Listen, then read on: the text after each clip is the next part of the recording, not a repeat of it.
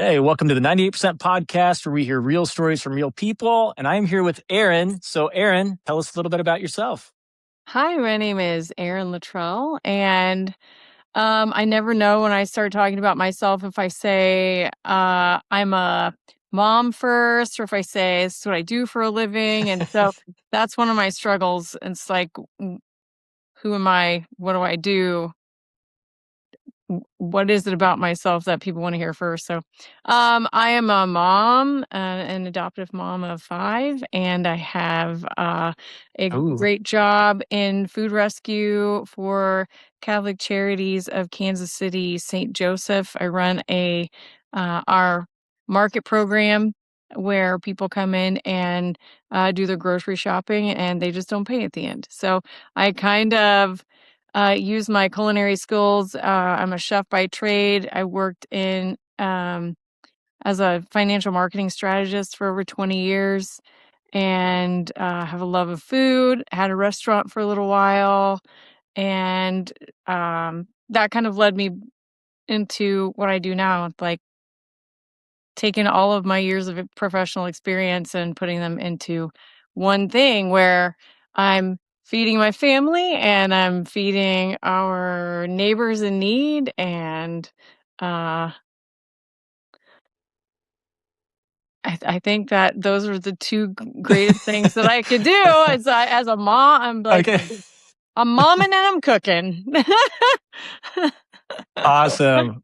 I love that. I love that. Okay, I have follow-up questions and a follow-up statement. So, Yeah. first of all, isn't it weird that when we have conversations with people, when they ask us like, so tell me about yourself, the first thing almost everybody goes to is their job. Isn't that interesting? Yes, I'm trying to get away from that. It's a huge struggle for me because I have spent my entire life tying my self-worth to legitimacy in what I do professionally. And so like Uh-huh. I'm trying to break that chain. And so when I'm asked that frequently at any professional event, like, well, you want to know what I do professionally because that's what we're here for. But really, when you're getting to know people, the things that are least interesting about them most of the time are what do you do for a living? Exactly. No, you're so right.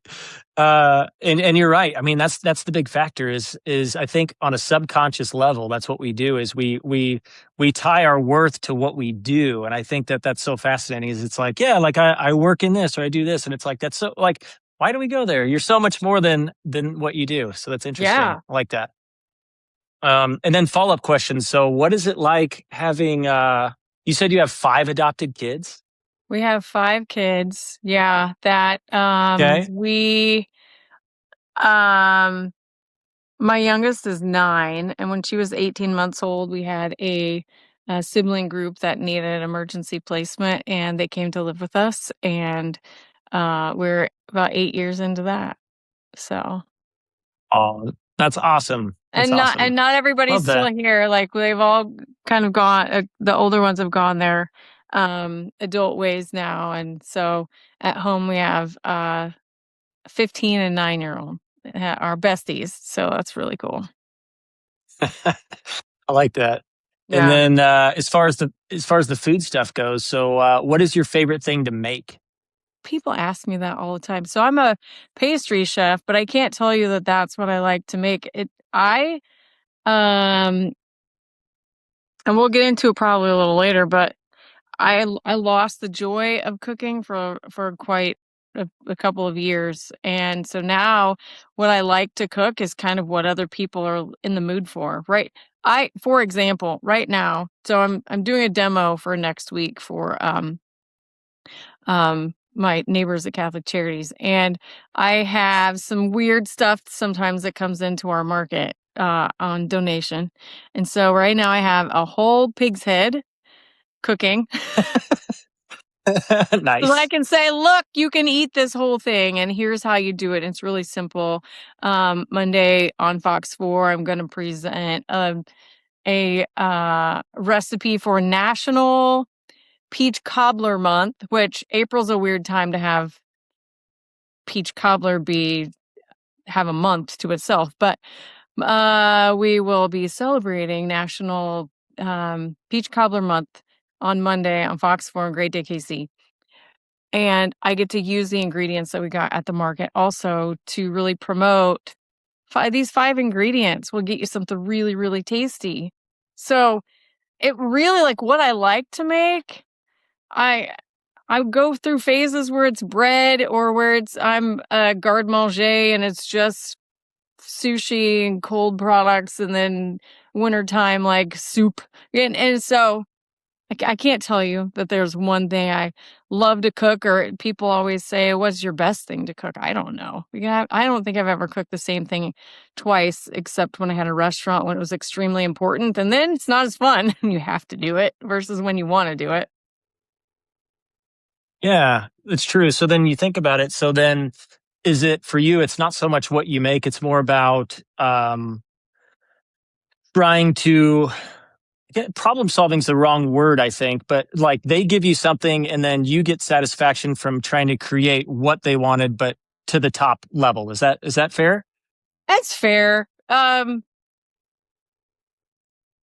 It's also kind of a challenge. Like every day is an episode of Chopped. So it's kind of a challenge to say, here's all this food that was just rescued from grocery stores, and some of it's yummy and some of it doesn't look so great, but how do we process that and still make it is edible? How do we make it more Yeah. beautiful? And I do get a lot of those requests for things like, hey, I've got these strawberries, what can you do with them? And my wheels just start turning, and it's what are we Uh, gonna it's anybody's guess is what's gonna leave my kitchen. So, um, like the pig head today, we're gonna make it with some greens and some cornbread, and we're gonna demo it next week as a really, like, hearty piece of soul food, and that makes me happy because everything gets used, and it's delicious, and it's culturally relevant for, some of our neighbors to experience that, and so I really think that I used to say when people would leave the restaurant, it would be like, "Oh, they have a smile on their face," because who can be angry when they just ate sprinkles, and they just had a cupcake or whatever, but really, I mean, I get the satisfaction out of, like, everybody's got a smile on their face because not only they well fed in their tummies, like, they just felt like somebody cared for them enough to make them something uh, soulful. So, it's got a oh, little I touch love of love that. in there. Yeah, that's got to be so rewarding too. It is. I did see a meme today, however, that said something to the effect, and it was another one of my pastry friends who said, if you don't respond 10 times in the next 5 minutes about how amazing this food is, I obviously know you hate the food and you hate me and I'm a terrible person. And it's like you go, like, we all feel that way in pastry, where, like, if it's not the best thing you've eaten, clearly I'm a terrible person. It doesn't translate into Uh, your food. isn't that funny? It's funny how we can make meaning from the silence, right? Like, Oh, there's nothing yeah. that was said or done. It's just we're like, well, It's they didn't say implied. anything positive, so that's the worst. Yeah, it's implied, exactly. You hate my guts now. You're never gonna eat my food again. You're never gonna return a text. I'm ugly. I'm like Exactly. all of the things that you think of when it was fine. And also I get that, Uh, like, oh, it was pretty good. It was fine. I'm like, it was disgusting and terrible. Is that what you said? You're more salt? I don't know. Yeah. that's so good. I love that. Okay, cool. So, just for the people watching right now, so how this works, this is your first episode. What I do is I get guests on here. I give everyone a series of questions and they all have the same questions. And then the goal is just for them to answer honestly. And, hopefully you can connect with their story because, everybody's got a cool story to tell. So Erin, we'll start with the first one. The first question is, how do you know me? Um We have a mutual superhero in common. So our friend Chandra, who has been on your podcast, also sharing her story. She and I go back years on working in catering and food, and she's an excellent sous chef. So met through her, and I think that's wonderful because Chandra is one of those connectors in life where you never know where she's going to pop up to, and occasionally I'm like, you know them and they know you, and we all know each other. So it's our Kansas City is a really small place, uh even though it feels really big at times, but she's just a really great connector, and I think she's just a wonderful human being, and so we both know some really good people. Yeah, I couldn't agree more. Ever since I met her, it's yeah, always really kind, always there. She'll do anything for you. And my funniest thing is I like how she just always speaks her mind like nonstop. It's like my favorite thing is like she'll just say exactly what she's thinking, how it is, and she'll say it aggressively for fun. And I'm just like, hey, okay, cool, cool. Yeah, she's like I love she's it. like the person that can do my straight talk because I'm not good at that. Like Uh I don't have this inherent ability to just let it all come out. I'm always thinking like how, and not in a way that's discourteous or anything either, that it's just like, huh. well, here's what I think. And I tend to um try to read the room a little too much, I think, and say things that I think other people want me to say, and Uh huh. battling that also in my life, but it's refreshing. It's never um detrimental to anyone around, I don't think, and it's just, something I strive to be able to do. Yeah. No, and it's yeah, we need people like that in our lives all the time. Like people that are going to give you direct, honest feedback, you know, and stuff like Yeah. that. Like, okay, because there's even moments for me and her. I don't know if she might remember this, but she called me out on something that on a podcast episode or something. Not while she was on it, but just something. And I remember being like, "What? Like, hold on a sec." Yeah, but whatever she asked, she's just like, "Hey, it should look a little bit more like this." And I remember just making some adjustments, and she was totally right. But I was like, "Oh, it was funny because like if she wouldn't have just like came at it like that and told me, I was like, oh, I wouldn't have changed it. I would have been doing the same thing." So I was like, Yeah, I would've I beat thank around the her bu for stuff like that. I would've totally beat around the bush.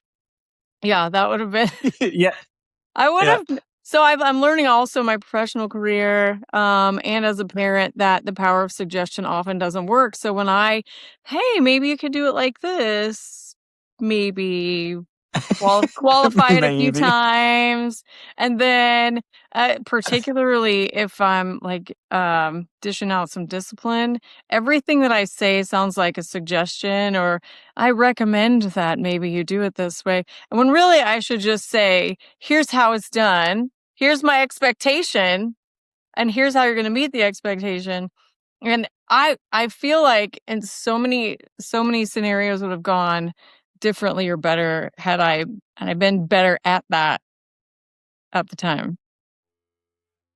Yeah. Yeah, absolutely. And I've got this thing. So I do a lot of personality assessments and I teach a lot of stuff on that too.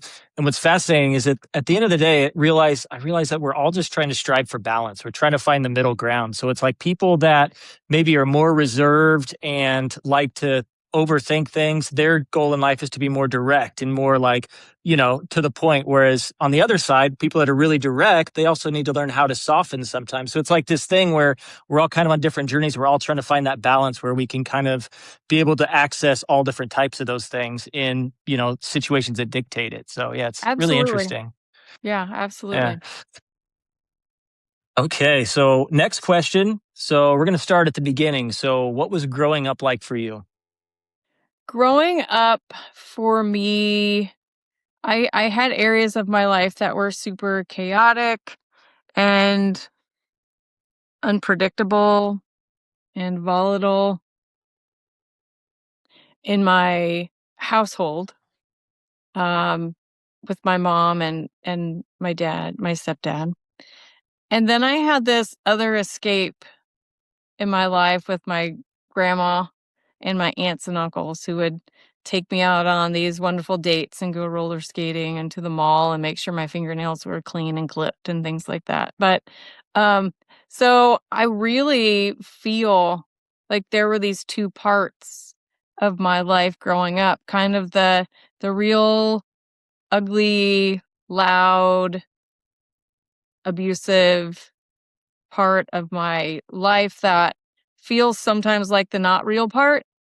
And then the Mhm. part of my life where I'm going down to the lake with my grandma and grandpa and sitting on her lap under the stars and learning constellations and listening to the lake hit the seawall and listening to Denny Matthews commentate Royals baseball on AM radio. So there are things that are so vivid about both of those parts of my life, but I have found out through the past 10 to 15 years that both of them are real and both of them exist in me, but where I draw from really dictates, um, I don't want to say my mood.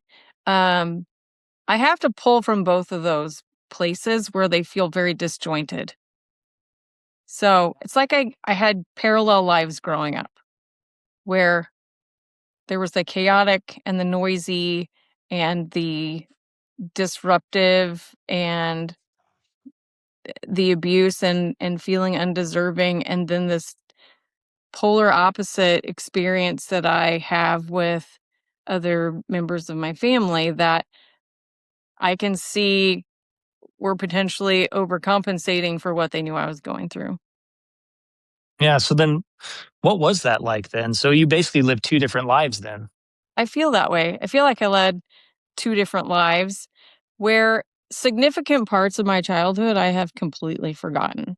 There are times in elementary school and junior high and high school that my friends will remember, and I have no idea what they're talking about.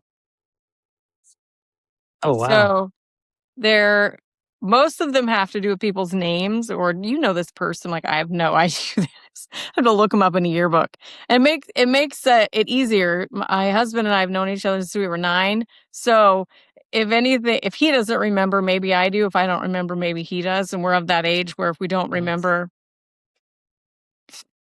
probably better off that way. But Yeah.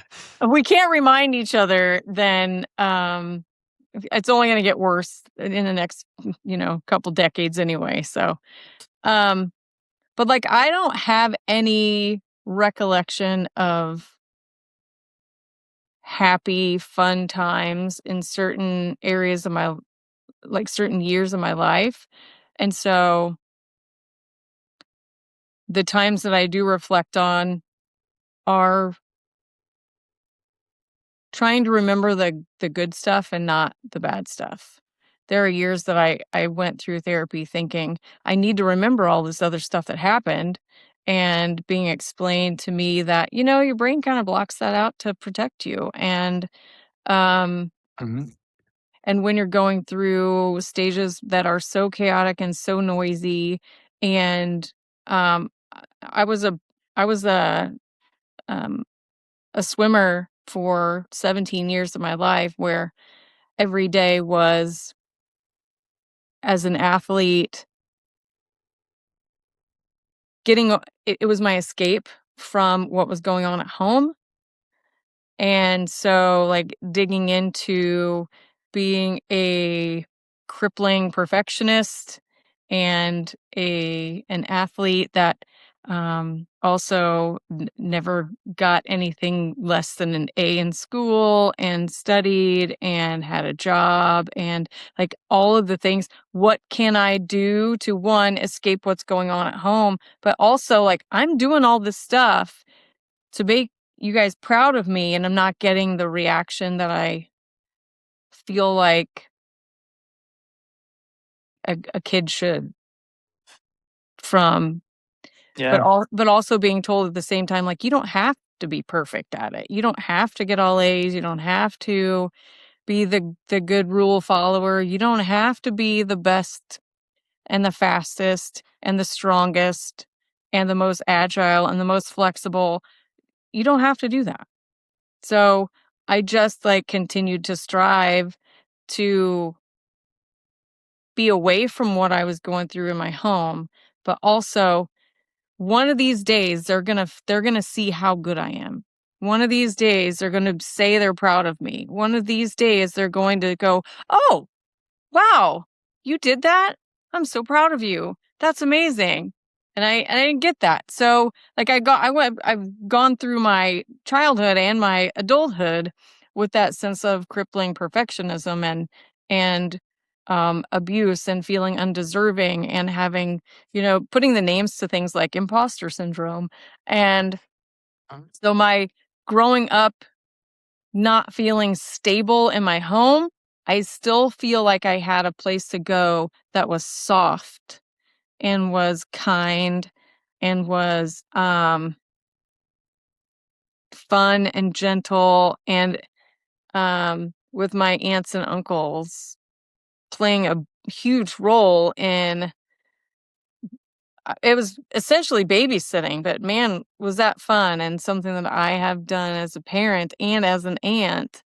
Um to just follow in their footsteps, do what they did with me, with other people, with my nieces and nephews and my kiddos.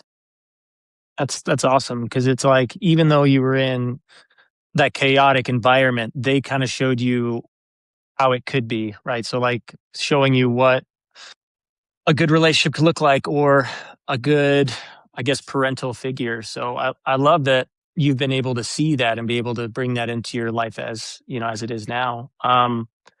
And then I think too is like, have you thought about like, cause I know it's, being in an abusive relation or sorry, abusive, you know, household, like, have you thought about how it's affected you now as far as like, what good did any good, if anything, came from that situation, do you think? Well, I certainly didn't. There are certain things that came out of it that I'm extremely aware of that like self-control is really important, Hmm. but also understanding that there may have been physiological factors. There were definitely um addiction played a good part Sure. in reactions to me. My mom's pretty angry person, and we haven't spoken for 8-ish years. Lives Doesn't live that far away. Still talk to other family members. But I don't know that that relationship is repairable because I want some accountability. And so what I've learned Hmm. out of that is if I'm going to react a certain way or I'm yelling at my kids or I'm cussing at them and I feel out of control, then they see I'm out of control. And taking accountability for that is enormous. Just being able to say, like, hey, that wasn't my best. And we don't always have to be our best, but you know what we have to do? We have to say, gee, I'm really sorry that I yelled at you or I snapped or I'm sorry you had to see that. Mommy's having a really bad day and that's not an excuse for yelling at you or even just putting off other people to um not live inside yourself. If I'm able to say, "Hey guys, I need a minute because I have to regulate. I need a couple of seconds for my brain to decompress. I need a couple of seconds where it's quiet because I react really I have serious physiological reactions to noise and stress. Learning that stuff about myself, like babies crying, um I will lose it. And I will Yeah. sob and put my hands on my ears and shake, and the same thing happens if other people are screaming at each other, and it doesn't even have to do with me. There was an argument in a grocery store the other day, and I just had to go sit in my car for a few minutes. It had nothing to do with me. It was just that Yeah.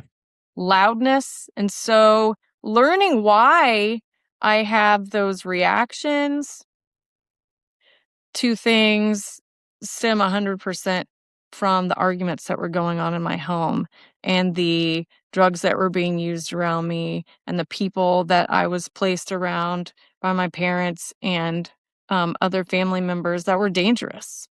And so Yeah. I probably overcompensate for the danger side of things more than I should and helicopter a little bit too close.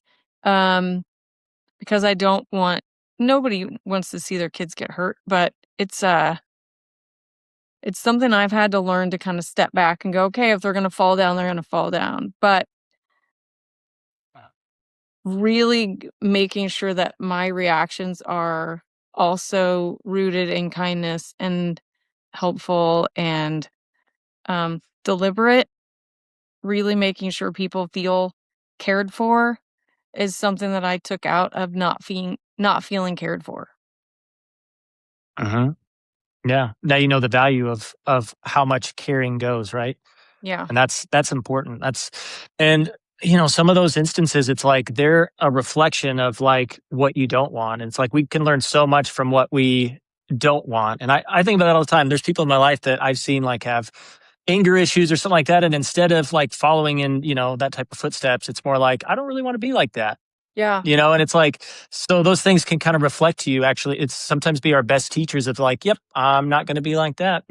you know? Yeah, and I So had, yeah, my it's aunts my interesting. aunts and uncle also said, those dates that they took me on, um, and made a big deal out of us spending quality time together, made me value quality time. And so it was also fun stuff. Um, and I'm sure I messed some stuff up, as a kid, but I never was made to feel by those people that I was a mistake or inconvenient or unworthy of a caring touch. And so I embrace that now and I try to tell them as much as I can that that's where I learned it from. But they also told me the other stuff like, you don't want to do drugs. You're not going to Uh-huh. drink. You Mhm. are not like we talked about hard stuff when it came to both physical and emotional abuse. And you don't want to be in an environment where you continue this cycle. So they were the first Mhm. people to announce to me that, guess what? You're a cycle breaker. I kind of Mhm. have always gone to the beat of my own drum, but I was never introduced to um no one ever tried to get me to do drugs. No one ever told me like, "Oh, take a sip of this." Or I didn't have that kind of friend group, but I think that also it was because I grew up around, watching people overdose and um I knew what it all looked like and I had people who were protecting me in a certain way and saying, "You are not going to do those things. You are different." And so I have two Mhm. little brothers that both took a different path and had friends that took a different path. So I feel like I just had different I had people telling me you're different and you're not going to do those things and I was like, "Okay, I'm not going to do those things cuz I don't want to disappoint anybody." But at the same time, Yeah. I never really had a desire to do that. And I have done other things that people um accumulate some habits that like what's going to make me feel better in this moment and it's just never been those things. It's like let's overshop, let's over exercise, let's over compensate in every other area. What's going to make me feel better. It just wasn't drugs and alcohol. Yeah. Yeah, we all have that, right? We all find different ways to cope with things, and Mhm. it's like it's filling the same void, but it's different consequences, and right, and it's much Yeah. better to accidentally shop for some stuff that you enjoy than you know than OD on drugs. That's a big difference in how that shows up. Yeah, and I'll tell you, I, in the past year have had 110-pound weight loss. So, Oh, wow. when I look at pictures of myself from a year and a half ago, I don't recognize that person, and, like, food was a big motivator. It's what we do to celebrate, it's what I do for a living, and it, is killing me. So, the food's one of them. Food's one of those things that, like, happy or sad, let's eat it. Yeah. Yeah. Yeah. Well, congrats on that. That's an impressive feat. Like Oops. that's amazing. Yeah. Yeah. Okay. So next question. So what's the biggest struggle that you've made it through? So that biggest struggle, I would like to say that the biggest struggle I went through was abuse and feeling undeserving, but I think it all ties back to just my constant feeling of illegitimacy. Mm, And I'm still working on my book, Illegitimate, and all the ways that we just feel as if we don't belong, and being able to mm, identify what those things are, call them by name, normalize a lot of it because we all have those similar feelings in different areas of our life. But I think mine started, I found out that um my dad wasn't really my dad when I was 16 by accident. Um and it was an interesting scenario where someone introduced me to another person in front of my dad as Mike's stepdaughter. And so I mm, a lot of things started making sense and falling into place that I had been through throughout my life, and I wasn't allowed to be in, family photos at the Williams family reunion. I wasn't blood, and I never knew what that meant. I never knew it. I was like, "Weird." mm, Um, but if you go back, there are baby pictures of me with my mom and dad at their wedding. So, growing up, I always thought, well, that's just because they got married after I was born. I mean, that's pretty normal. Well, that we don't blink an eye at that now. It's 1975. mhm, They were hippies, you know? It's like, mhm, uh, didn't think. And then I was tasked with like maybe second or third grade, maybe fourth grade, putting together a family tree. Looks much like our ancestry subscription now. mhm, And half of it's empty because I didn't really know anything. So the things started to click, and I thought, I have known about this. Kind of. No one's really honest with me about this happened, but gee, is this why my mom doesn't love me the way she loves the boys? Is this why I get treated differently, and nothing's ever good enough? Is this why I feel like there's this hole in my life, that a whole part of me I don't know? Is this why I'm so different from other people in my family? So I think that I still really deal with being illegitimate. Like, did degrees give me legitimacy? Did certificates give me legitimacy? Did knowing that my dad never gave up on me, and my stepdad might be like, we were best friends before he passed away. Like, did repairing our relationship and becoming so close make me legitimate? Um, did being a really good athlete make me legitimate? Swimming in college? Did my grades make me legit? All of these things that for years I had been thinking, like, if I could only do better, if I could only be faster, if I could only be better than the next guy, um, then I wouldn't feel the abuse, I wouldn't be abused, and then I would feel deserving, and then I would get like, all my dreams would come true, and that never happens. I mean, that like, prayer helps me, like, I only uh-huh. need to be legitimate to the big guy, and so, I feel different now that I I've kind of eased up on myself and said, like, I've done some pretty big stuff. I've done some pretty cool stuff. It made me who I am. And who I am is pretty awesome. And I don't feel like that every day, but I have to remind myself that nothing that I ever did was going to make someone else feel a certain way about me. And so just being who I am now has taken me over 50 years to like get to that spot. I want to do things because I want to do them and participate in my family because they're pretty awesome too. And like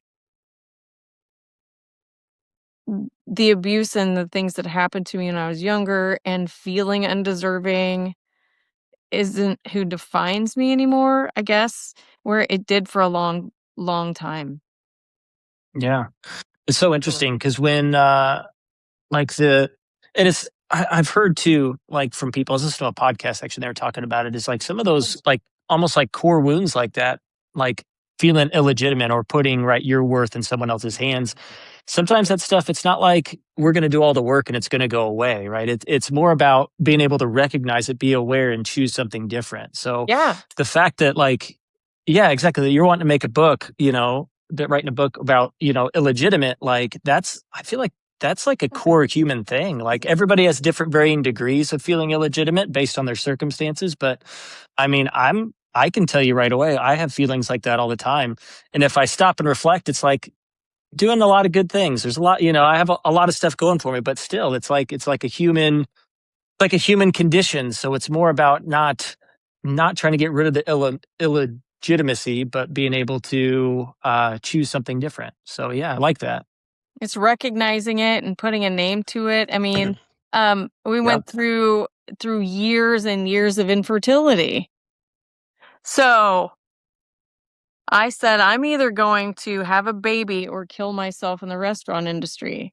And I did both.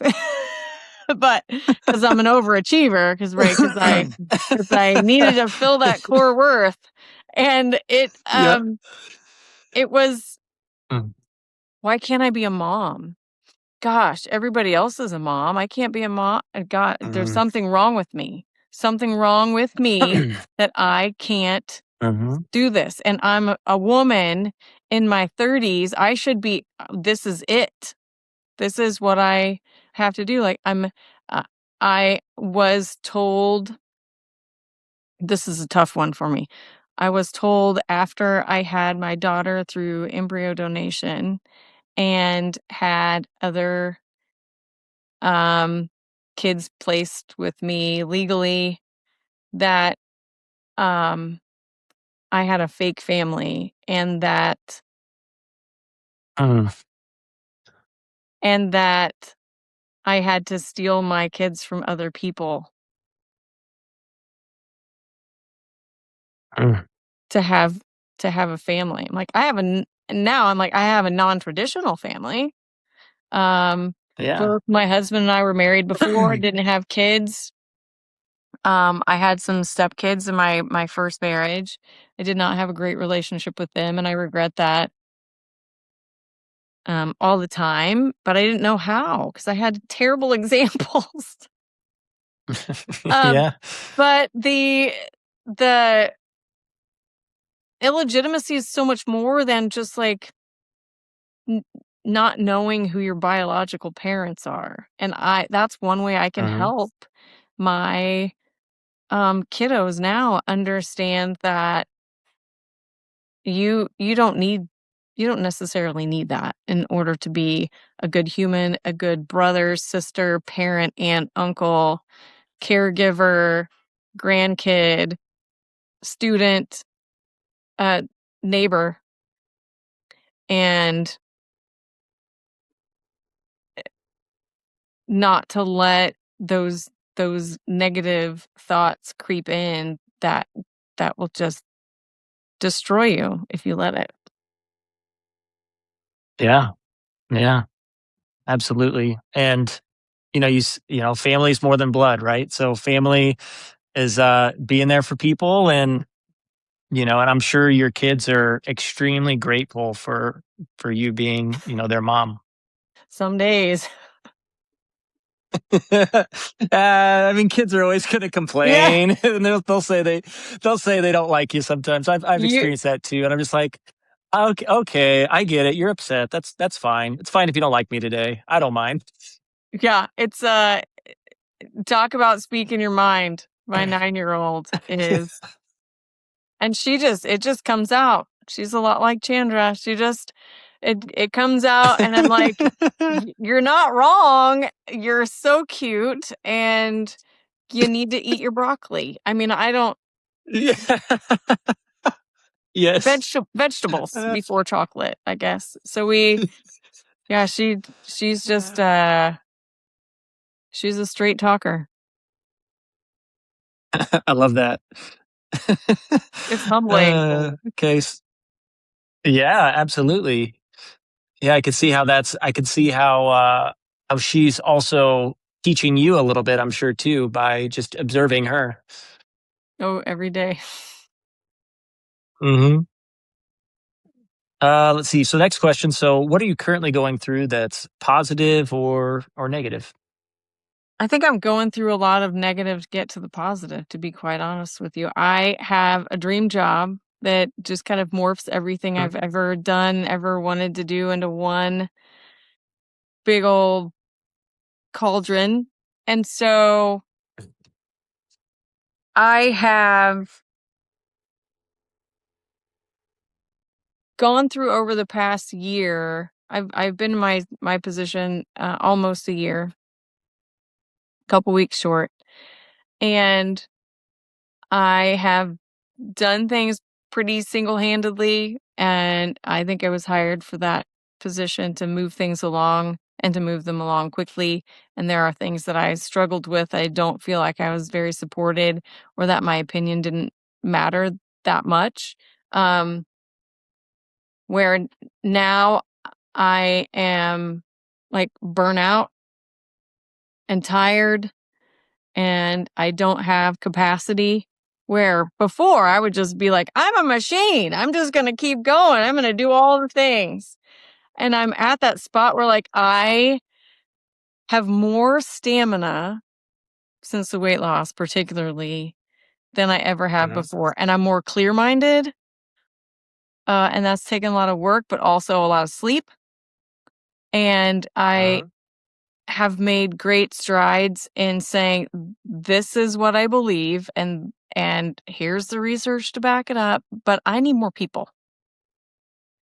So I'm in a spot where I can continue again to do all those things that diminish my own capacity to spend time with my family, my health, my sleep, my eating, my physical well-being. I can get it done, but it's not going to look pretty somewhere. And it's gonna be me, I'll suffer, my family will, and Mhm. I'm not willing to do that anymore. So, while I have a little conundrum, I can build a case. So I know that, um, getting 1, speaking from the heart, but speaking honestly and very directly, these are the things that I need in order for Mhm. us to be successful, and that includes a clone, and then maybe a couple other staff members. So I Mhm. feel like that has taken me a lot of like negative stuff to get to the meat. I think everything that I've ever done has gone particularly the same way, but um, we're in a place this could be really good. We just need to bring it all together, and I need people to do that, and people um, that are like minded and people who will act in the same way in that we get to come to work every day and do this. This is really cool. And not like, I have to be here. What do we want me to do next? Like, not that. Yeah. Because, I mean, and working in not for profits for the a significant part of my professional career, people show up because they want to do the good work, and we're doing Uh-huh. good work. But I need more of me's to do more good work, and so that's where I'm at, and I love it. I think it is a positive to be able to morph, like, what I've done in marketing and strategy for 30 years with, um, my desire to nourish people with food and build a community, and so it's like, it's the dream scenario, it's just not gonna be any less work than I've done my whole life. I just need more people on my team. And I Uh-huh. have great support agency wide, organizationally wide, community wide, within my industry, outside the industry with chefs and suppliers. I just need direct people with me in the trenches. And so we're working on it. We're getting there.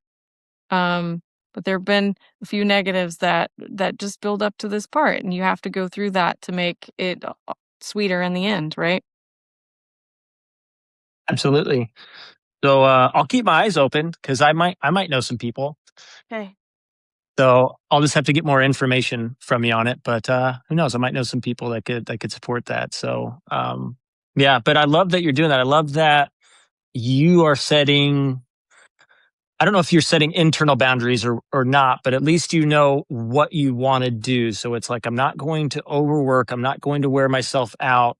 I'm going to come up with a plan so we can get the work done, but also I'm not going to lose myself in that whole process or wear myself out. So I love that you're having that dialogue with yourself and you're setting those internal boundaries. That sounds like a tough thing to do, but you're doing it, which is awesome. I will tell you, Ricky, though, it's not, I can't say it's like 100% my idea. I have people that love me who say, you can't do that anymore. Yeah, hey, we need those people. That's why Yeah, we have they're groups of like, you people. We have did friends what? that Like, you worked 14 days in a row, 14 hours a day. We're not going to do that anymore. And like, I want to open the pool and I want to go to my daughter's field trip. Like, I wouldn't do that before, and I like to say I couldn't, I could have, right? We can make those decisions. We can uh-huh, close up shop or take a day off because you got PTO or just say, uh-huh, "I'm not coming in." While I continue to say, "I wanna set a good example." Well, I'm not setting a good example if I'm like, "You have to be a machine." I want yeah. people, and particularly when I with my last hire, I said, "I want you to authentically be yourself. I want you to have that time with your family. I want you," and I'm like, "Am I talking to myself? Am I I'm talking am I talking to you? Am I talking to me?" Like, I really was, like, setting that boundary, like you said, but, Yeah, um, I sounded like what I would have wanted someone to tell me, uh-huh, and not that it hasn't been said, and maybe somebody we know also shared that, little nugget with me mm, directly, and I was like, "I don't know.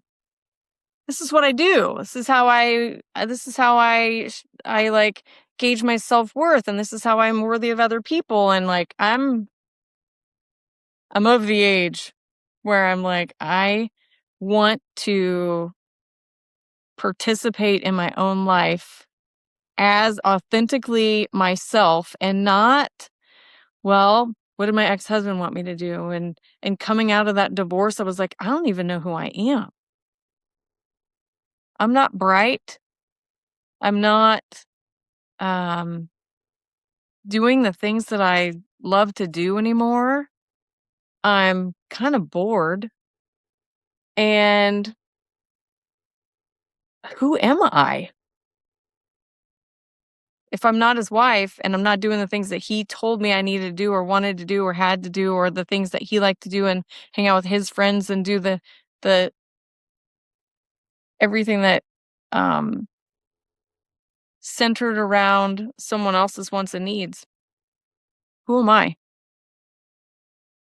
It's an interesting question. Um, I went through divorce too, so I know all about that, and it's wild how that experience can really make you reflect on that question. I felt the exact same way of like, and part of it was probably the relationship itself, but part of it is probably also just the fact that when you get to your lowest, when you get that low, you look for like, I need things to be different, right? When we're comfortable and things are good, it's really tough to come to that place like, it's too cozy. Like I don't really need to reflect, or I don't need to figure out what's going on. Like things are good. But when you're in that place, like I remember being like self-esteem tanked, didn't know who I was, didn't know what I was doing, felt all these things. And it's crazy because it's also one of those experiences that I'm grateful for at the end of the day too. Like it was sad, it sucked. And at the Yeah. same time, if you think about it now, it's like I would be a totally different person had I not gone through that. I wouldn't have stopped to really reflect on what I wanted to do. I wouldn't be doing this podcast for sure. And there's just a lot of other things that I just wouldn't be doing because I was comfortable and I was constantly, helping someone else and doing all that stuff. So I relate to that a lot. And it's yeah, who am I? It's just one of those questions that unless you really ask it with conviction, like it doesn't hit the same. Like it's a wild thing. Yeah. Okay. So next question. So who has changed your life that doesn't know it? I know someone would be very surprised to hear this. I had a supervisor one time for a few years, named Tammy, who I was in my mid-20s and in that relationship with my ex-husband and not knowing who I was and trying to prove myself and also trying to make myself happy and what are the things that um those coping mechanisms and I'm not getting the attention I want and need and deserve and I I had a miscarriage with my ex-husband and she came to the hospital.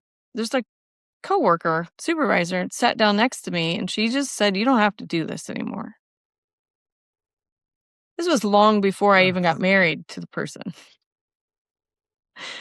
Um, and I think she was talking about all the things. Like, it's like she knew that I was hiding and that I was unhappy and that my mom wasn't there. I didn't have anybody else there next to me.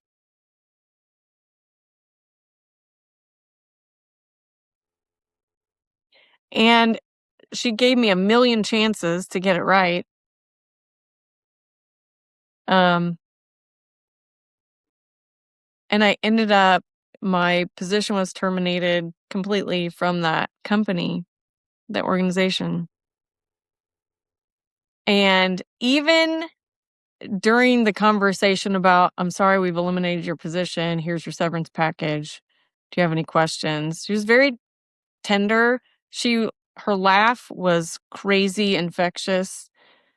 Um, she was very smart, very driven. She set a really good example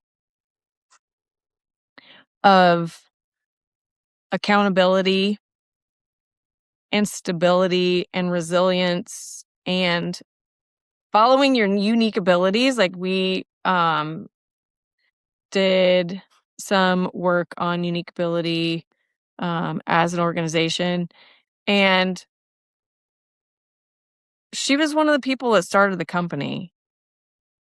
So I always aspired to be more like Tammy. And I saw her a couple of years ago and she was talking about a dessert that I had made. And I was like, I made that. And she'd probably had a couple of glasses of wine.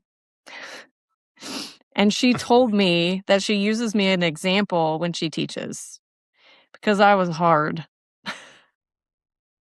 I knew I was hard. I didn't know it was that hard. But she was like, if you could have gotten out of your own way kind of thing, you know? And I've said that to people and I've taken the things that she taught me about showing up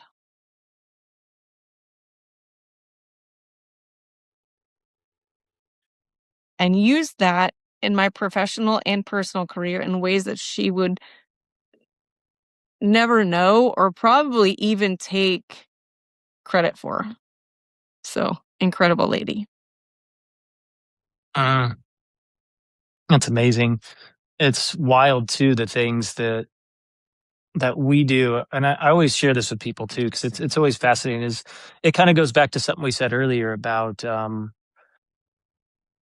wanting to be recognized for things or wanting to know that you're doing a good job, and it's like we 95% of the people we interact with every day that we probably change their lives, we're never going to know that we changed their lives. Life's going to happen and we're not going to be able to hear them verbally say like, hey, I appreciated this or whatever, even if you changed their life. And it's interesting. And if you think about it like that, then we think less about, people knowing that. But that's why I love this question, because I think it's important to find times to tell people that stuff, because I was guilty of that growing up. Is why I added this question to the list, is because I was bad about being thankful or telling people who changed my life that they actually changed their life. And as I've gotten older, I've just noticed that when that one person or that someone says something like that to me, it almost takes me back like, whoa. And it's like, man, that's awesome. Like, I'm glad that I was there to help. But then it's like, man, I wish that everyone that helped me in that way knew that same thing. Right. So it's interesting. So that's why I say like you never know who's watching, and so I mean, show up at your best. Show up at your best, help people, do things because you want to help and want to change, and don't focus on if they say they did. Like, you did a great job, you didn't do a good job. Just focus on the part that you helped somebody, and you'll never know. You'll never know how much you impact someone, because I'm sure she doesn't know this. You told me, like, she probably doesn't know how much she's actually impacted your life, Yeah. and it's a beautiful thing. Yeah. One of these days, I'm gonna find her. Tell her. I mean, I could Good. probably just do it through Facebook, but I feel like that would be a little impersonal. Um, Yeah. it was a significant relationship that I appreciate in ways that I don't appreciate in others. And not that those are any less, but like the lessons that I learned during that time were hard earned. So, Mhm. yeah. Yeah, absolutely. Okay, so next question. So, what's a skill or talent you could share with us? Oh, that crippling perfectionism thing, I got that down pat. I could definitely teach you a thing or two about how to do that. Oh yeah.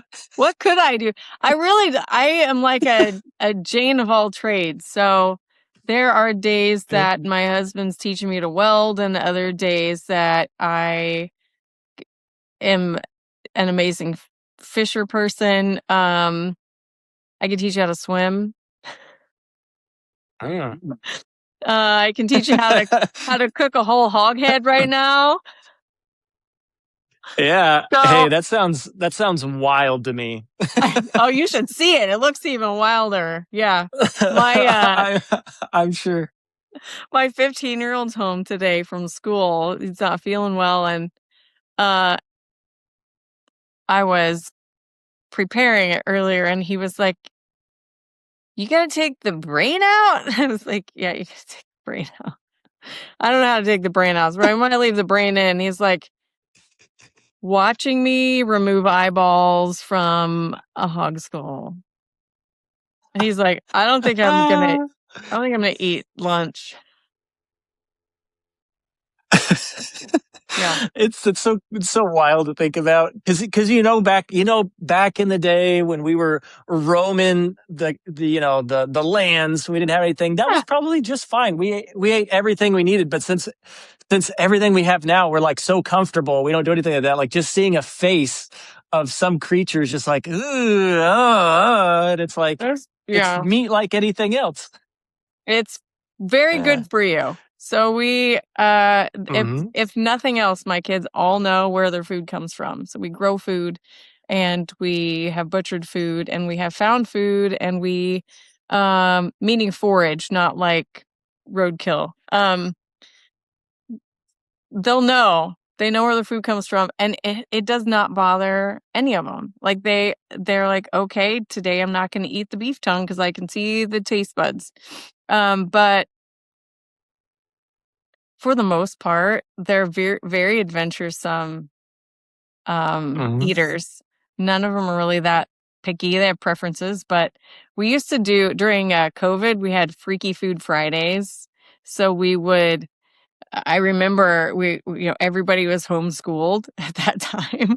So I got from the Asian grocery store these tiny little quail eggs, and then we'd have chickens, so we had chicken egg, and then we have geese Mm. out in the backyard on the lake, so we took their goose eggs, and then I ordered we had duck eggs, um, and then, I ordered an emu egg. I can see it here, and it was enormous, but we hollowed it out, and we made, like, 2 quiches out of one of those, and we, had fish eggs. So it was like one day, we just had all of these things, um, all these eggs, and maybe one week it was we got escargot, or we ordered oysters, and we learned how to do that, but Freaky Food Fridays is always an interesting time. That sounds awesome. Huh. I don't know if I wanna do that or not, but I would. I just don't know how I would be when it comes to cooking all that stuff. Yeah, Uh, eggs are pretty easy, right? This eggs whole eggs are easy, yes. pig head is a little different, but, if you cook Yeah, anything pig head, long enough, yeah, it'll work. I don't know if it'll work. We're gonna Yeah. find out. Uh, Awesome. It'll take Okay, one bite, it'll be good or not. Yeah. okay, well, you gotta tell me how it is. I'm curious. I never had a pig's head, so, uh, Huh. mm. Okay, so, what are you learning about currently that you could teach us? I am learning a lot about finding joy where it once was, and that kind of ties through to other questions too, but when I left, my marriage and had all those questions about who am I? What do I really like? It was like, what are the things that I stopped doing? And I did that not that long ago again. What were the things that made me happy before that I stopped doing for one reason or another? I used to kayak once or twice a day. Well, logistically, um, Do I do I put all the kids in a kayak and we all go at once? Do I load it up in the back of the truck and I go someplace else? Do I pop out on the lake behind our house and go there? Also, I get cold now, so kind of like I played a lot of golf. I went to church. I went to the gym. Like, what are the things that were making me happy before that I'm not doing now? Just taking inventory. And people are like, "Well, do you like to read?" I'm like, "No, I don't like to read. It's not the relaxing thing I like to do like everybody. I'll listen to a podcast, I'll listen to an audiobook, but even an audiobook sometimes if I don't like the voice, it's just like reading it myself. So, um, what is it that I also want to learn how to do that I haven't yet? I'd love to learn how to play the piano. I'm staring at a piano right now that I can play chopsticks or Mary Had a Little Lamb and um a couple of instructional things off of YouTube. What are the things that I still want to learn to do? What are the things that I not necessarily want to start sewing all of my own clothing, but you know what? I'd like to make a jacket out of my granny's old quilt. That would make me happy. Mhm. What are the things that I have lost and what are the things that I have to gain? And I think that that's what I'm learning that I think everybody should do. Everyone should take that inventory. Say what am I what brought me joy before that I just quit doing for one reason or another and can I get it back? And if I can't, maybe there's something else I would enjoy doing that doesn't cost a million. I'm not buying a yacht and going to sail around the world. Like, what realistically within my own frame of my life or even in my own house can I do? I have plants right now covering half of my basement. To plant in my office. Like, I used to have a garden. So every 45 minutes, I'm in the basement seeing, did it grow? Do I have green coming out of the seed? Is there something popping through? Oh my gosh, this whole snail method of growing your plants is amazing.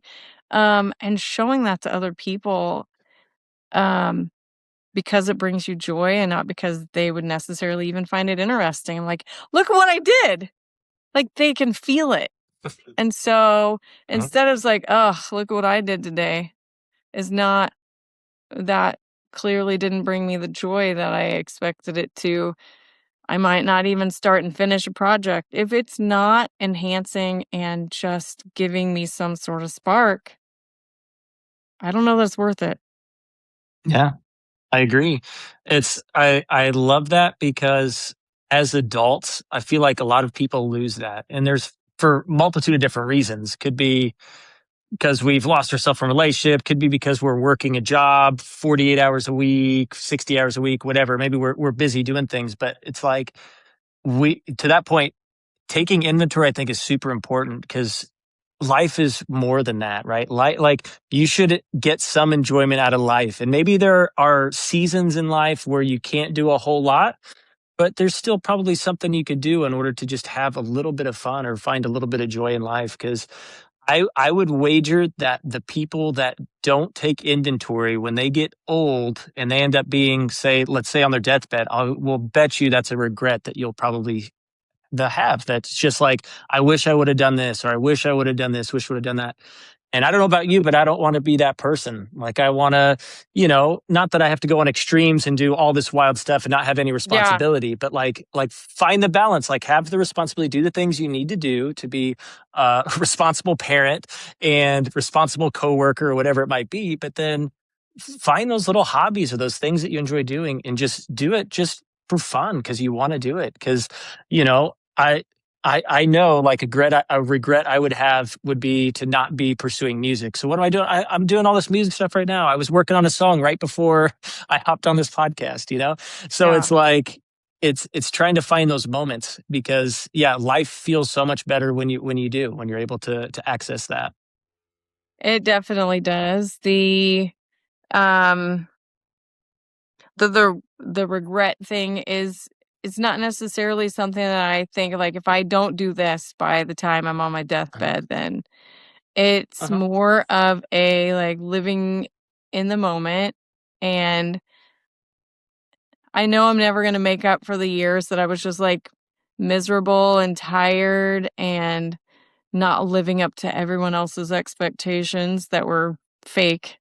uh, that were imaginary. I just completely thought, well, this person has this expectation of me, so I have to live up to it.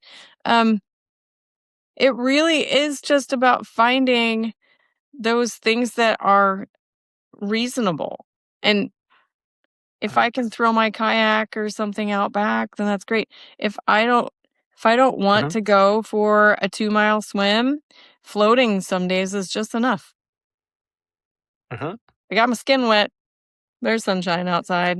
Some days, just letting the breeze blow through the window, uh, and me sitting in this chair that I'm in right now is just enough. And so, finding little moments of joy where I can hear my, wind chimes and I can feel fresh air is is enough. And it's like, if I don't do anything else today, that was the moment that I'm gonna take away. That was just what I needed. And we don't always know what we need. So just taking that inventory helps us identify if I'm in a really bad place right now, what is the one thing? Is it a brownie? Is it a book? Is it laying in the grass with no shoes on? Like what's going to give me just a little bit of peace? And I don't need to climb a mountain to get that. I love that. I love the little thread that we're tying throughout this podcast so far, starting with like illegitimate. And then right now we're like, in just finding enough, being okay with just enough. It's like Yeah. we're telling this whole narrative. This is cool. Okay. Then that kind of segues into the next question, which is, what are you doing for fun? Yeah. One of those things that I would teach someone too from that last question is don't try to make your passion your profession. Like, I Uh, love to bake, so I'm gonna go open a bakery. That was not my path. It certainly it played into me being a professional chef and being, you know, successful at it. Um, but what I'm doing for fun right now, especially after a year of weight loss and, oh, I've halved myself, like, physically, is I can't eat like I did before. I can't eat. I'm diabetic, and I can't fit much in my stomach. So, like, I haven't wanted to cook. I'm a chef, and I don't wanna cook. And so that joy was gone. One, after working 80 to 100 hours a week for years, um, her eating causing issues with my own um, health concerns. And just in the last, I would say 2 to 3 weeks, my family's eating really well. Like, I'm ordering things to be delivered that are groceries, and I love being able to teach and talk to people that come through our food pantry, our self-choice market at Catholic Charities, talk to them about how to prepare the food that they see in front of them because it's fresh and it's high quality and it's not something they get at other places really when they're there to get canned goods and they're getting fresh produce and Wagyu beef and Kobe beef and Berkshire pork, and they're not getting a 1 can of tuna and a package of hot dogs. These are uh-huh.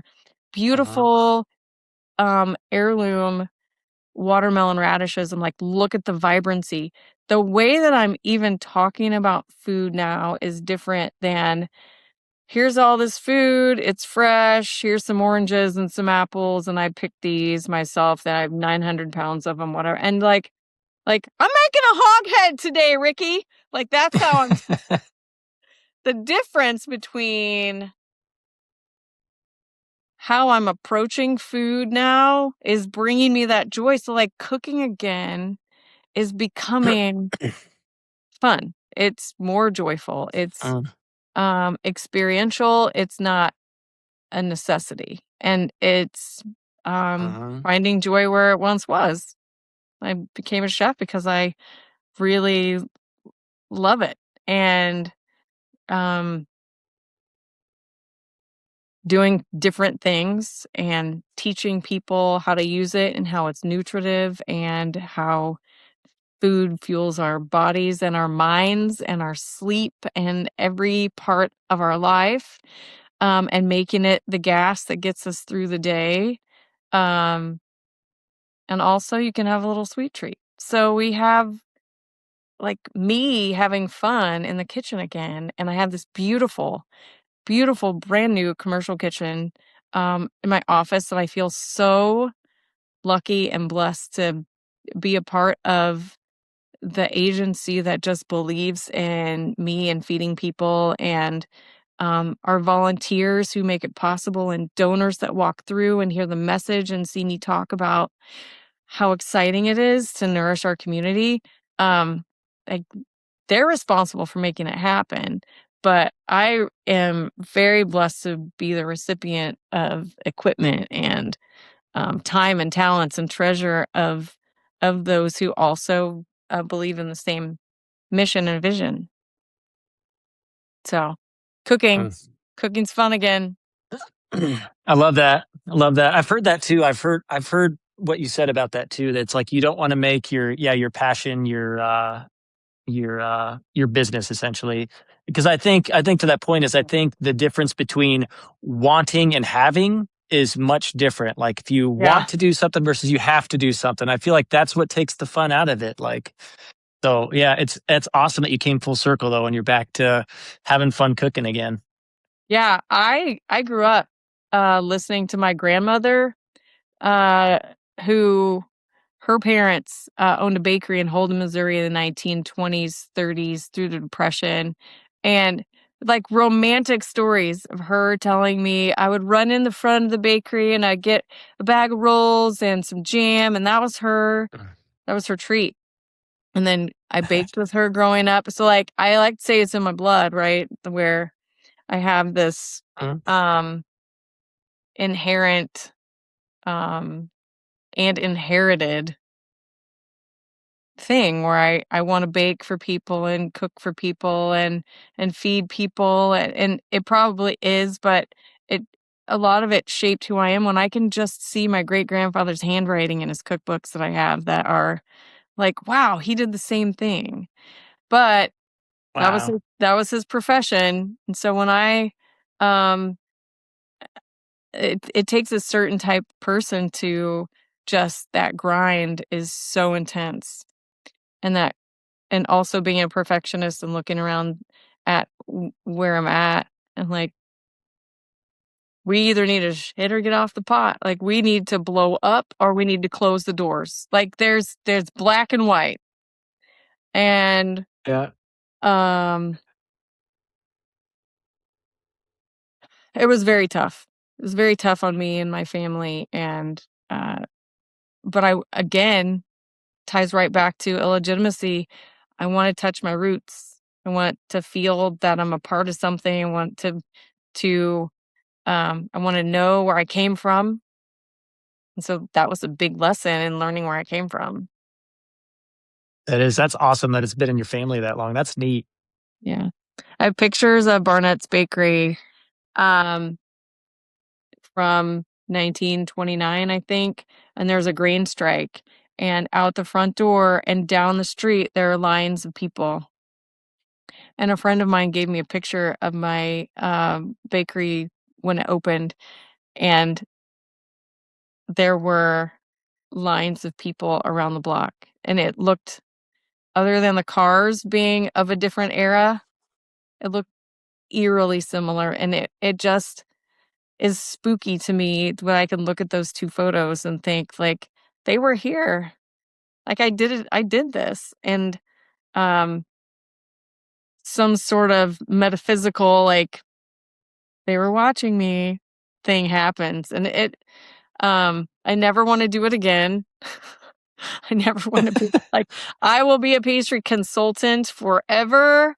Here's what I Mhm. learned, here's what to do, here's what not to do, here's technique and, ingredients and, um, spreadsheets and worksheets and cost sheets," and, like, I will not gatekeep anything, except I don't wanna have a storefront ever again, because I did also learn that there is no truth to the people who come in and they're like, "Oh, I admire what you do. I've always wanted to be my own boss." And I was like, "What? You think I was my own boss? I had thousands and thousands and thousands of bosses. Are you kidding me? No, no, I was not. You are not your own boss. You have employees who are your boss. You have clients who are your boss. You have people on the phone at 9 o'clock at night and say, "You're going to give me this cake by 9 o'clock tomorrow because I'm the one that has the money." And I'm like, "Well, I don't have the time."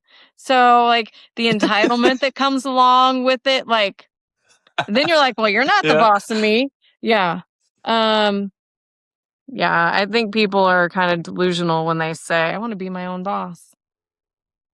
As long as you don't sell a product or have employees or have a storefront of any kind, you will never be your own boss.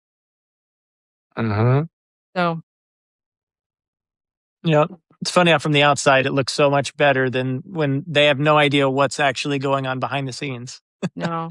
Like, I got called out once, this is hilarious. People were like, "This tastes like there's cinnamon in this cake or cupcakes." And I was like, "Well, there's no cinnamon in it, but, I think maybe what you're tasting is I use, Mexican vanilla, and it's very nuanced. You could taste cinnamon based on these beans and how the vanilla's processed, and they wrote a review that said, I don't even use real vanilla. And I'm like, it's $300 a gallon. A gallon. $300 a gallon. And you're like, it's not even real. Like, yeah, make the vanilla feel illegitimate now.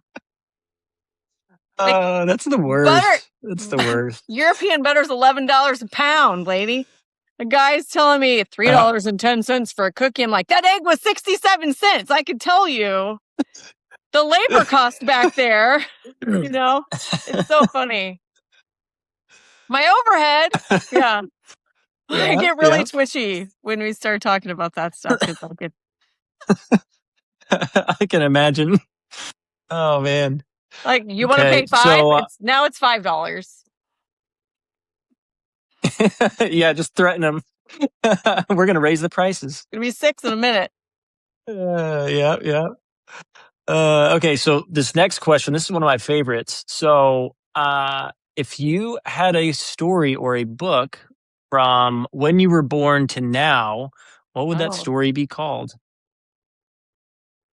From when I was born until now. I mean, I think I'm writing it Uh-huh. in the I I illegitimate. I think so. I think the name of my book is illegitimate, and no one can steal that from me. Um, I put a funny. I think of a funny one that comes to mind, and from when I was a kid, you had like See Dick Run, See Jane. Like Uh-huh. I would name it See Erin Run. I hate running, but um, it's it's like when I get started in a direction, you had better believe that I'm going to hit the ground running as fast as I can and do my very best to be the best at what that is. And that from the moment I was born and trying to find my core worth, it would be see Aaron run because I'm not going to stop until what I see I want achieved is achieved. And it may not be reasonable as an expectation of myself or the human race, but it's a common theme that, oh, I'm going to swim, I'm going to go to the Olympics. I'm going to open a business, I'm going to make X number of dollars. I'm going to have a staff of this. I'm going to um be the best at whatever it is I put my mind to, and all you can do at that point as someone that's in my life is see Aaron run. I'm learning. I'm learning that I don't have to run anymore, right? But if it's from birth to now, then I think that the common theme is see Aaron run. It's just been probably both entertaining and extraordinarily frustrating for people in my life to have that experience with me, and sometimes it can be exhilarating, but other times they're like, why are you doing this again? Why am I involved? Oh, I don't think we should do that." And I'd be like, "Well, then it doesn't have to be we. Then I'll just do it on my own." And, Yeah. um not always the best answer. I mean, we 2 heads are better than 1. Yeah. A lot of times I need tools to do that, and I did learn from my husband, a long time ago that oftentimes it's not our talent that we need, we just have to have the right tools to do the job, so then I was like, "Well, I just need tools. I'll just go buy the tools." And so, uh, I continue to kind of, like, do that when I feel like I can get away Yeah. with it, but recognizing that um, I don't have to run anymore. Has been apparently emotional. Has been really important to me getting grounded and appreciating what I have and participating in my own life in a way that is meaningful and slower paced and a little quieter in my head. And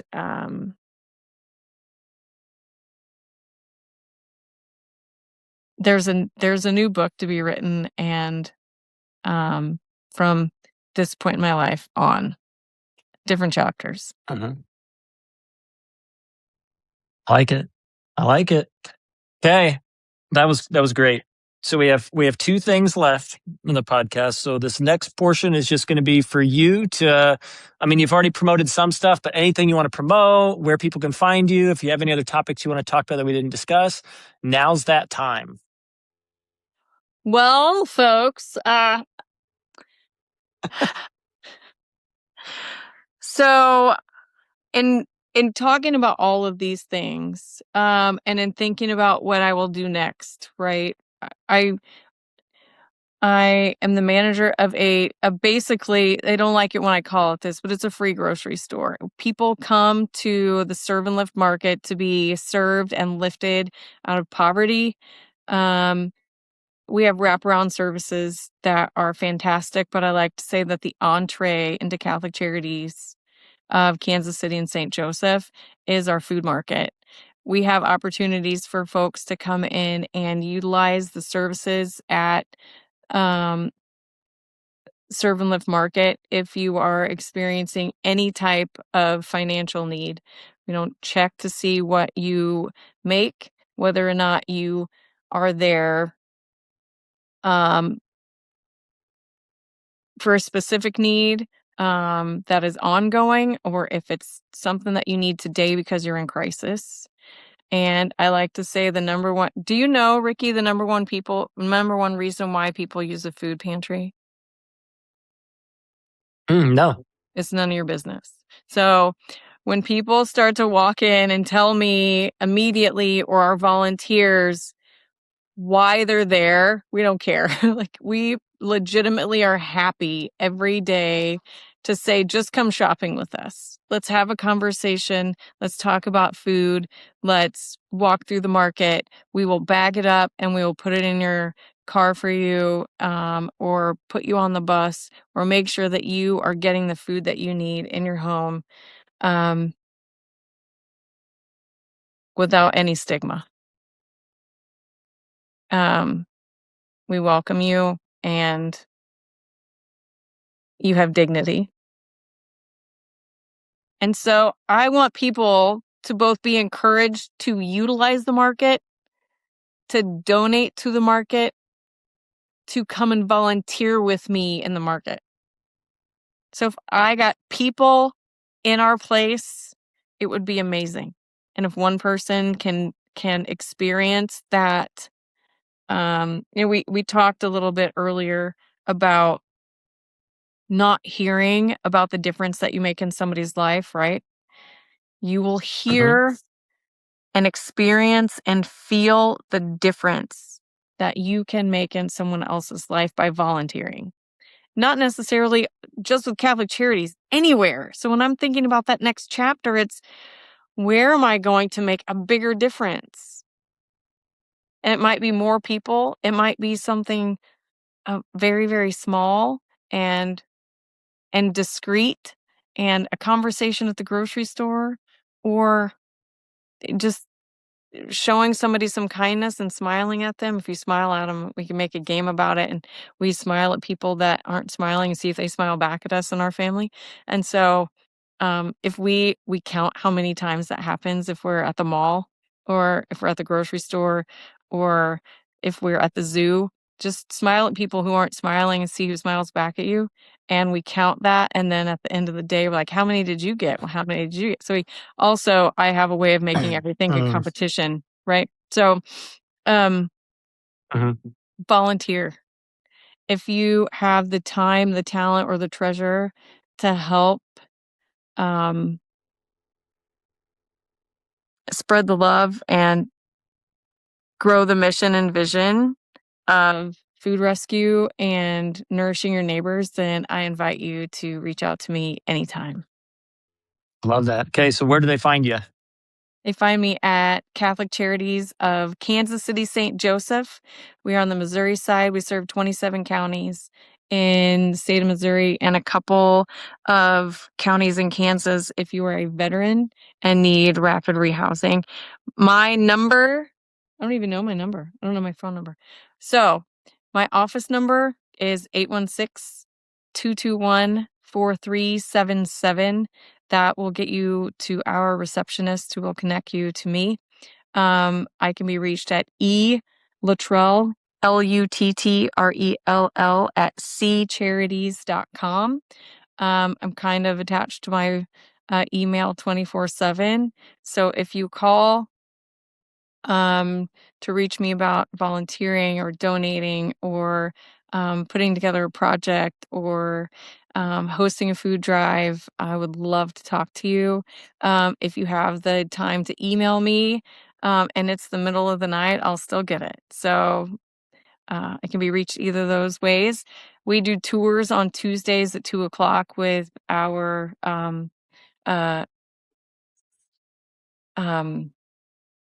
I forgot what Kathy's title is. We do tours on Tuesdays at 2:00. Come and see what it is that we do, and I guarantee you will be blown away by both the neighbors that you see and the market where we shop and our warehouse where we take in the food and the kitchen where we cook nourishing meals for our neighbors. I love it. Okay, everybody go check that out. What I'll do too is I'll make that into a little short, so that whole little spiel we can promote it that way too. So I like that. So I'll have to come by and check that stuff out too. Yeah. Where you live? Okay, Shawnee, Kansas. Okay. It's not far. 25 minutes from Shawnee. We have a couple of folks that live in Shawnee on staff. Yeah. Nice. Okay, Thanks cool. for letting me Okay, so talk this is about it. the. You're welcome. You're welcome. So this is the last thing, and this is also one of my favorite parts. This is the part where the last guest left a question, not knowing it was for you, and you got to answer it on the spot, and then you get to create a question for the next guest, not knowing who that's going to be. So, are you ready for your question, Erin? I am ready. Okay, the question is, what one piece of advice would your current self give to your younger self? Whew. Um, the one piece of advice that I would give my younger Erin is to not spend your life chasing what you think the expectations of you are from others. And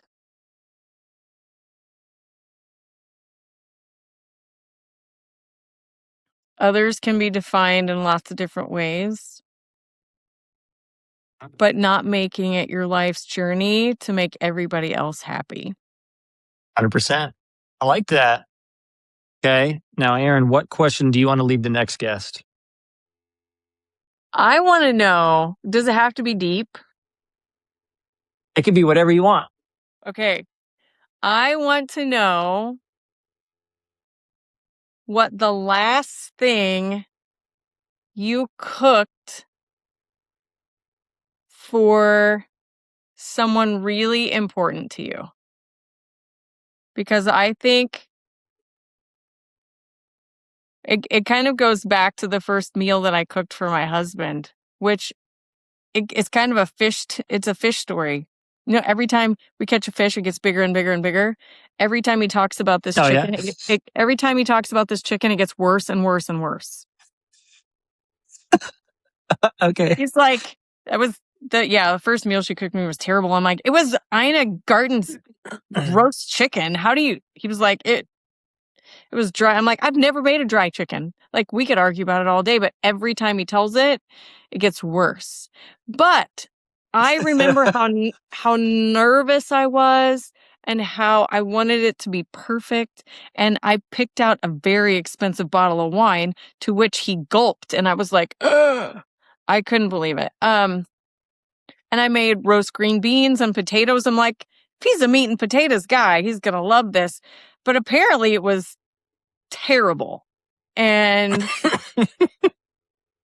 I ate it. I didn't have any problem digging into it. But I still feel today when I'm cooking for someone that I really care about, or I'm making sushi for my aunt's birthday on Sunday, and I am already excited about it, and I am nervous that I want it to like be really enjoyable and for her just to feel the love that I put into making her a meal. And so it's important to me when I talk to people, I'm like, when they ask me things like, what's your favorite thing to cook?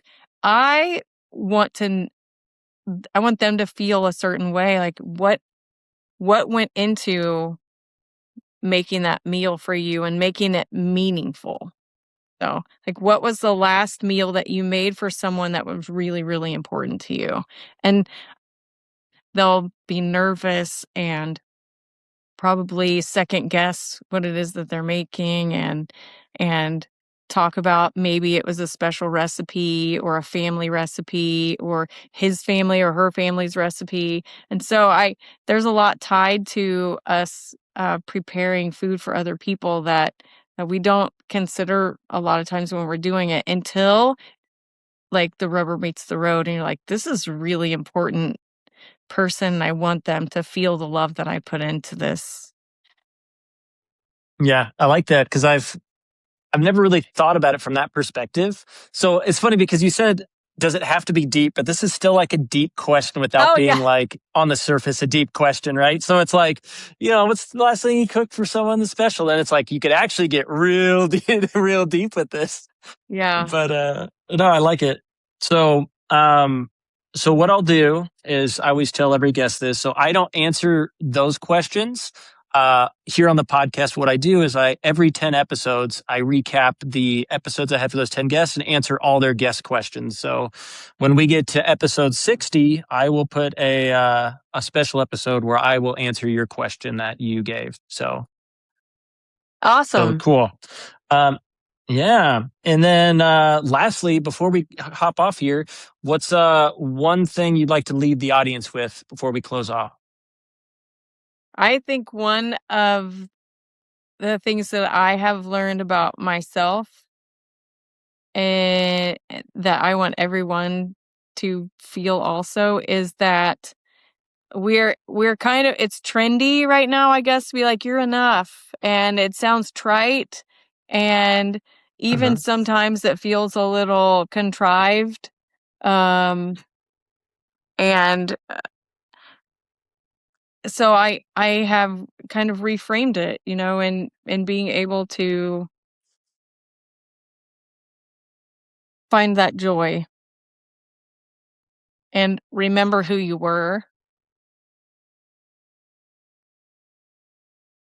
And I tell this to my 9-year-old, right? Like, you can be whatever it is you want to be. And it also sounds um like overly optimistic and catchy and almost untrue or unattainable or unnecessary. But in going through life, having crippling perfectionism and more is better and overcoming those feelings of not being deserving of a life that you want or need or that makes you happy, taking that inventory is so important. Like, what brought me joy in the past? And what am I going to do in the future to just experience little bits of that every single day? And it will change your life. It will change your life to just find a nugget.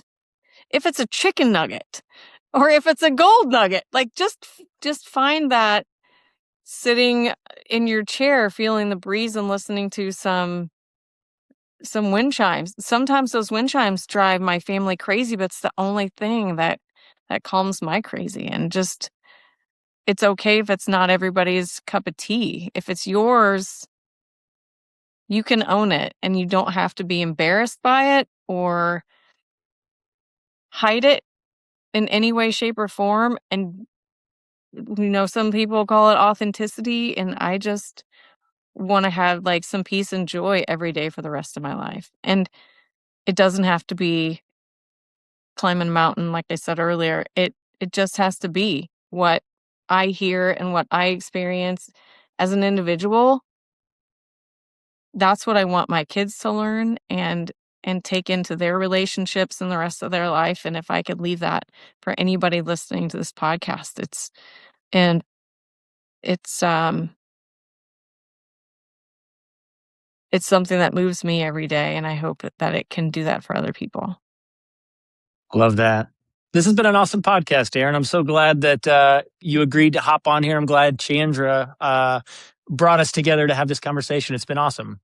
Me too. I appreciate it. And I only cried a little bit, and that's also not normal. Normally, I'm just like a total mess. So I appreciate being able to talk about it and get a lot of these questions out. Lots of people don't have the capacity to have conversation anymore that's a little bit deeper. And we have so much surface conversation with, how are you? Uh-huh. Instead of, how do you know me? Or do you know me? Do you really know me? Or Uh-huh. what was growing up like for you? We don't have those conversations anymore, and we're afraid to do that and to be vulnerable and open up about things we do for fun. That's such a surface question, but there's so much more to it if you really want to know. So learn about people. I think it's great. Uh-huh. Yeah, I love it. And I mean, that's why I started the podcast. It's one of those things like it's so easy to feel isolated these days and feel alone because of things like this. We don't ask these questions and we don't get any real connection through social media. It's all surface or you're all seeing false realities. And yeah, I love it. And every time I'm on a podcast, I just enjoy it because I get to hear cool stories from y'all. And it just, at the end of it, I realize no matter what people believe, there's always so much more we have in common than we have different. And it's always apparent when we have conversations like this. So I absolutely love it. So yeah. I Thanks I again, went Erin. I went to it. I'll share this with you, then I swear I'll let you go. Um, I went to a church service last weekend on Easter. Um, and they did a cardboard testimony. It's a guy. So the pastor is a guy that my husband and I grew up with, and there are several people in the church that we know. So we went to that service to see them and celebrate. But the cardboard testimony was so moving. There were dozens and dozens and dozens of people that went across the stage that showed on one side where they were, flip it over, and here's where I am today. So the what caught me is what you just said. The overwhelming word that was used for people considering where they used to be, and it's a church that is largely in recovery. But the common theme, I would say 90% of the people who filled out their cardboard testimony, the number one word that was used in their before life was lonely. Uh-huh. And have never lived a life in addiction, but I have lived a life where I felt extremely lonely. So it's like that commonality with people that if you look at them, you're not like, we don't have anything in common, but like we do. Like our souls have so much in common that if we just took the time to learn about people, that we could show compassion and affection and so many other things that we all need as humans. So 100%. We all need connection. Yeah. Awesome. Well, Erin, again, appreciate it so much. And yeah, um, I'll make sure. I don't know if I should keep this a secret from Chandra or if I should tell her, or if I should just launch the episode, next Friday and And have her and hear just it. be, hey, by the way, I yeah, think we both exactly. need to Should we do that? I think we both need to get the text messages that happen right after or during. Okay. Okay. I'll probably get a FaceTime and someone will be like crying and then yelling at me at the same time. So yeah, let's do that. Okay. I haven't told her, so let's keep it a secret, and then we'll Okay. launch it next Friday, and we'll see how she replies. Sounds good. Okay. Okay.